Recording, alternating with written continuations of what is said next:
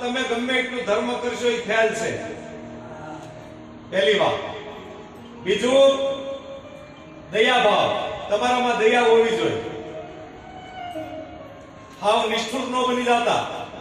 જીવનમાં દયા રાખજો. આ ધર્મનું લક્ષણ છે.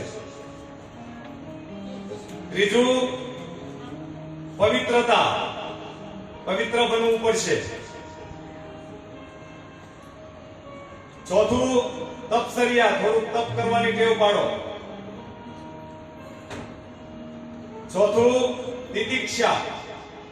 તિતિક્ષા એટલે સહન કરવું. સહન કરવું એ મોટામાં મોટી વાત છે જીવનમાં. અત્યારે જે સહન નથી કરી શકતા ને એના જીવન બગડે છે સાહેબ. સહન કરજો.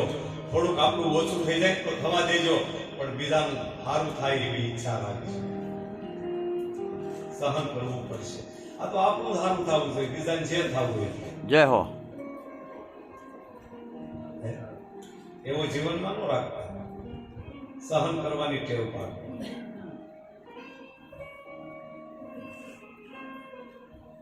ત્યારબાદ અહિંસા. હિંસક ન બનો, હિંસક નહીં બનતા. જો કીડી પગે નો કસરાય એનું ધ્યાન રાખજો. ભલે અજાણતા કસરાઈ જાય પણ ધ્યાન રાખજો. હા, પછી પાપ તો થવું જ ન જોઈએ. અજાણતા થઈ જાય ભગવાન ક્ષમા આપે છે, પણ પછી કાયદેસર આપણને ખબર જ છે એને મારી નો મારે જીવની. આ ઘણા મારવાની બહુ ટેવ.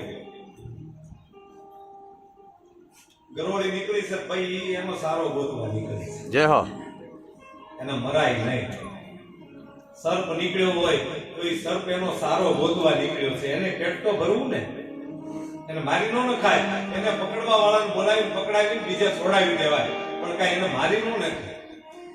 અને પછી આપણે નાગ પાસે દીપાસાવાળી પૂજા કરવા જાય હોય સર. એ પૂજા તમારી નકારવી છે, સમજી લેજો.